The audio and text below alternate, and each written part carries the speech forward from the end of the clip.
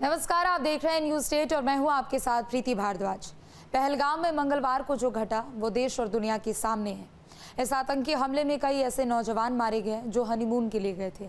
कुछ की शादी हुए 2 से 3 महीने हुए थे तो करनाल के रहने वाले नेवी के लेफ्टिनेंट विनय नरवाल की हमले के 7 दिन पहले ही शादी हुई थी। न जाने कितने सपने देखे होंगे इन युवा जोड़ों ने। अभी तो इनकी जिंदगी की शुरुआत ही नहीं हुई थी। जिंदगी में तमाम रंग भरने थे, लेकिन इस आतंकी हरकत ने उनकी जिंदगी को बेरंग कर दिया और अब उनका परिवार ये पूछता है कि कब और कैसे उनके ये गम भरेंगे। देखिए पहलगाम के जख्म।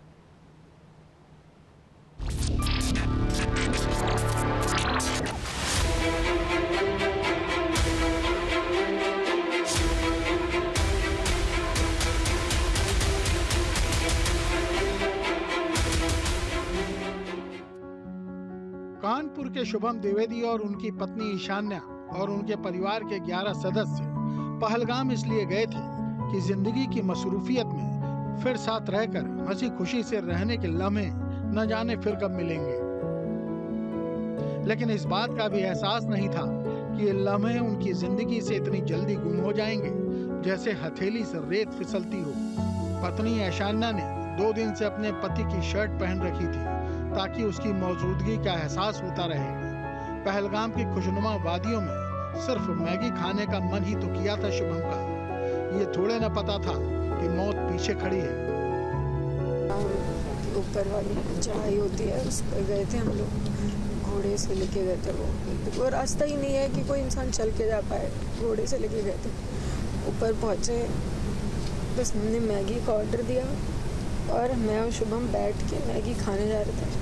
शाम भी मेरी बहन थोड़ा दूर बैठी थी और पापा मेरे वॉशरूम गए थे। उतनी देर में एक बंदा पीछे से आया और उसने गोली साइड में रख के उससे पूछा हिंदू है कि मुसलमान। मुसलमान है तो पहले कलमा पढ़ के दिखा। जैसे हमें पता ही नहीं, हम पीछे पलट के देखे हो क्या रहा है। हम उसकी तरफ स्माइल करके पूछे भैया क्या हुआ, यार हिंदू है मुसलमान। मैंने कहा हिंदू, मार दिया। पहली गन उसी पे चलाई, उसके बाद 70 लोगों को मार दिया। क्यों मार दिया? हिंदू मुसलमान करके हमारे बंदे को मार, बस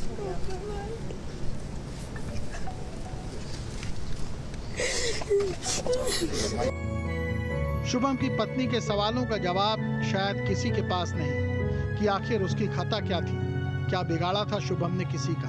क्या हिंदू होना ही उसका गुनाह था जो आज वो ताबूत में कैद है? पहलगाम में आतंकी हमले में मारे गए शुभम द्विवेदी का शव उनके घर पर आ चुका है और अब तमाम लोग उनके शव को श्रद्धांजलि देने के लिए यहाँ पहुँच रहे हैं। रिश्तेदारों के साथ साथ स्थानीय लोग भी यहाँ पर पहुँच रहे हैं और शव को श्रद्धांजलि दे रहे हैं। पार्थिव शरीर के दर्शन कर रहे हैं। अंतिम दर्शन करने के लिए यहाँ पर लोग उमड़ रहे हैं। पूरे क्षेत्र में ही गम का माहौल देखने को मिल रहा है। शुभम के रिश्तेदार ही नहीं, आसपास के जो ग्रामीण हैं वो भी गमज़दा नज़र आ रहे हैं और वे चाहते हैं कि जिन आतंकियों ने इस घटना को अंजाम दिया है उसने कठोर से कठोर सजा दी जाए। भारत सरकार उनसे सख्ती से निपटे। आप तस्वीरों के माध्यम से देख सकते हैं कि शुभम का शव यहाँ पर रखा हुआ है और तमाम लोग नम आंखों के साथ यहाँ पर पहुँचे हैं। तमाम लोग जिन्होंने शुभम को बचपन से देखा है उसकी तारीफ़ करते हुए नहीं थकते। कहते हैं कि शुभम का स्वभाव बेहद अच्छा था। सामने आप देखिए शुभम की पत्नी है जिसके सामने ही शुभम का कत्ल किया गया। ईशान्या को वो लम्हा भुलाए नहीं भूलता है जब से शुभम का पार्थिव शरीर कानपुर के घर में पहुंचा था। शुभम की पत्नी उसी पल का जिक्र हर किसी से कर रही थी। अभी तो उसके हाथों की मेहंदी का रंग भी फीका नहीं पड़ा था कि नियति ने इतना क्रूर खेल कर दिया। कल तक जो था वो आज नहीं है। जिसका मुस्कुराता चेहरा ईशान्या की हर ख्वाहिश को पूरा करने के लिए तैयार रहता था, वो ताबूत में निषेध लेटा पड़ा था। जब ख्वाहिशों को पूरा करने वाला ही नहीं तो फिर ख्वाहिशों की कौन फिक्र करे। प्रदेश के मुखिया योगी आदित्यनाथ ने भी ईशान्या से मुलाकात कर उसका दर्द सुना। शुभम की पत्नी ने मुख्यमंत्री से कहा, आतंकियों ने मेरे सामने ही मेरे पति को गोली मारी। योगी जी, हमें कड़ा बदला चाहिए, आप इसका बदला लो। ये कहते हुए वो रोने लगी। मुख्यमंत्री ने उसे ढाढ़स बंधाया कि आतंकियों को उनके कुकृत्यों की माकूल सजा जरूर दी जाएगी। तो किस घड़ी में पूरा देश इस अमानवीय और बर्बर कृत्य की निंदा करता है, और इस बात के लिए भी हम आश्वस्त करते हैं कि जिस तरीके से वहां पर जो कृत्य उन आतंकवादियों ने किए हैं, हिंदू मां बहनों के साथ जिस प्रकार की बर्बरता उनके सामने ही उनके सिंदूर के साथ किया गया है, इसी प्रकार से आतंकवादियों और उनके आकाओं को उसकी सजा जरूर मिलेगी, इसमें कोई संदेह किसी को नहीं होना चाहिए। शुभम द्विवेदी का राजकीय सम्मान के साथ अंतिम संस्कार किया गया। चाचा नरेंद्र ने उन्हें मुखाग्नि दी और पिता संजय द्विवेदी बगल में खड़े होकर रोते रहे, जो कह रहे थे कि 2 टके के आतंकवादी भारत सरकार को चुनौती देकर चले गए। सरकार को अब सख्त कार्रवाई करनी चाहिए। कश्मीर के कुलगाम में कानपुर के शुभम द्विवेदी की आतंकियों ने गोली मारकर हत्या कर दी। उनकी हत्या सिर्फ इसलिए की गई क्योंकि वे हिंदू थे। हिंदू पहचान उजागर होने के बाद उन्हें मौत के घाट उतार दिया गया। आज उनका शव कानपुर पहुंचा। इस मौके पर सीएम योगी आदित्यनाथ परिवार वालों को सांत्वना देने के लिए पहुंचे। इस दौरान सीएम ने यह भी कहा कि केंद्र सरकार आतंकियों को बख्शेगी नहीं, कठोर से कठोर कार्रवाई की जाएगी। वहीं ढ्योढ़ी घाट में शुभम के शव का अंतिम संस्कार किया गया। इस दौरान बड़ी संख्या में लोग उमड़े। स्थानीय लोग नम आंखों के साथ उन्हें अंतिम विदाई देने के लिए यहाँ पर पहुँचे। इसी दौरान शुभम की जब अंतिम यात्रा निकल रही थी तो लोगों ने पाकिस्तान मुर्दाबाद के नारे लगाए। साथ ही साथ केंद्र सरकार से अपील की कि इस मामले में ऐसी कार्रवाई की जाए कि नज़ीर बने और दोबारा देश में कोई आतंकी हमला ना होने पाए। ज़रूरत पड़े तो युद्ध भी हो जाए, लड़ाई इस बार आर पार की होनी चाहिए। तस्वीरें यादगार होती हैं उन लम्हों की जो साथ बिताए गए होते हैं। तस्वीरें बताती हैं जब दोनों एक दूसरे के साथ शादी के बंधन में बने थे, लेकिन इन तस्वीरों को उस शख्स के साथ देखने में ज्यादा सुकून आता है जो तस्वीर में मौजूद होता है। और अगर हमदम की पूरी जिंदगी एक फोटो में सिमट कर रह जाए तब उसे देखना बेहद दुखदाई रहता है।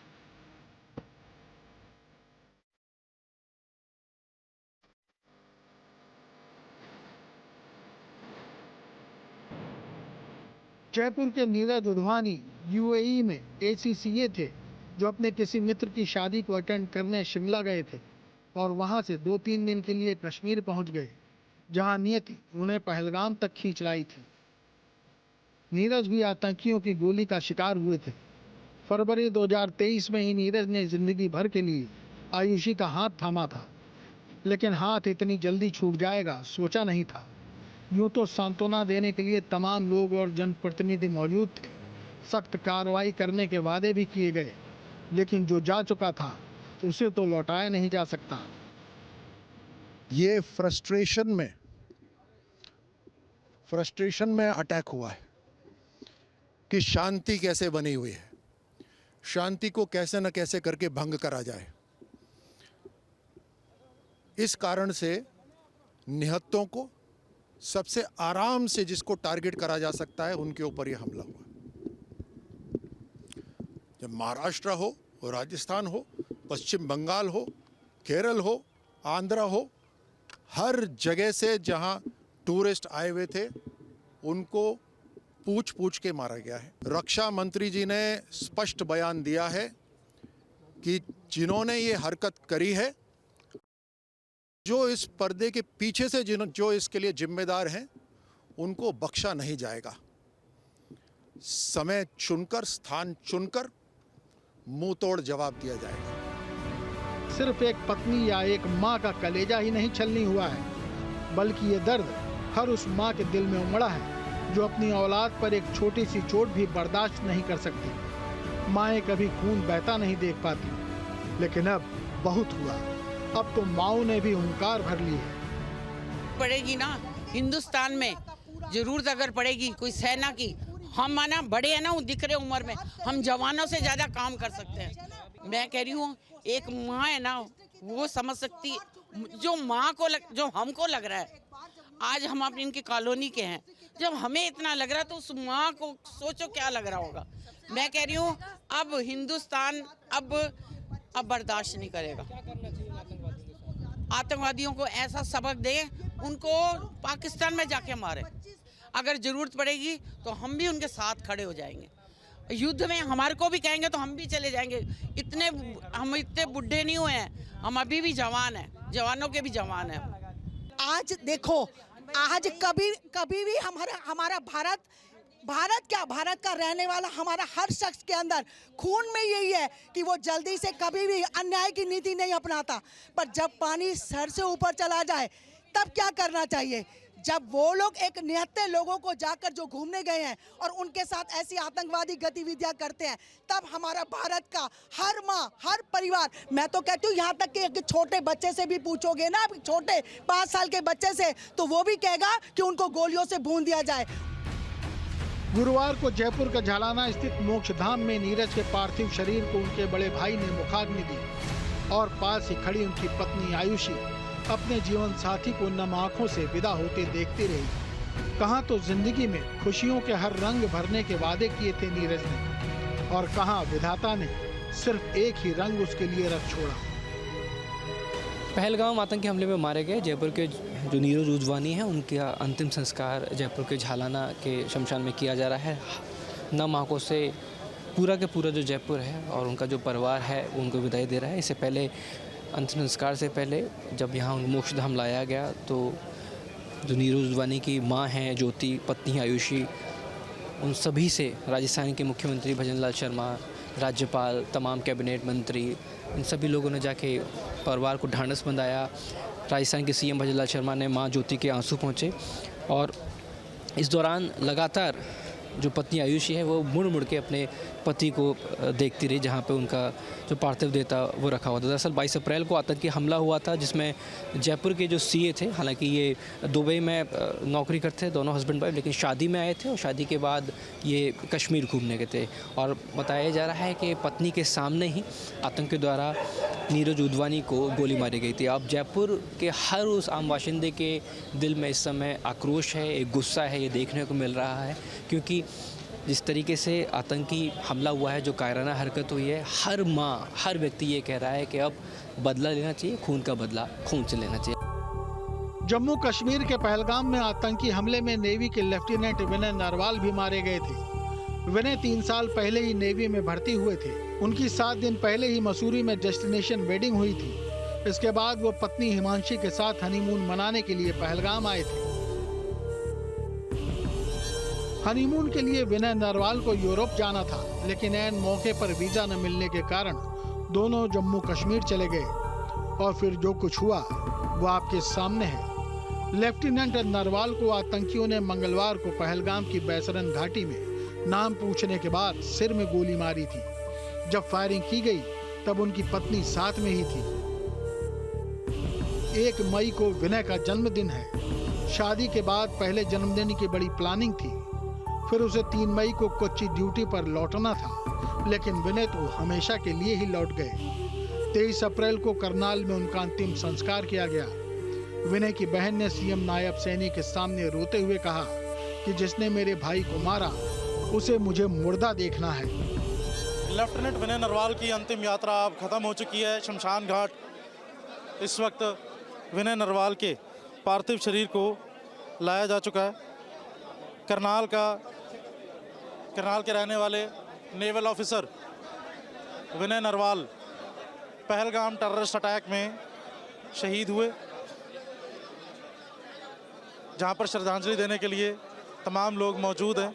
हरियाणा के मुख्यमंत्री नायब सिंह सैनी भी यहां पर मौजूद हैं, जो कि श्रद्धांजलि देने पहुंचे, और पंजाब से वित्त मंत्री हरपाल सिंह चीमा भी इस वक्त यहां पर मौजूद हैं।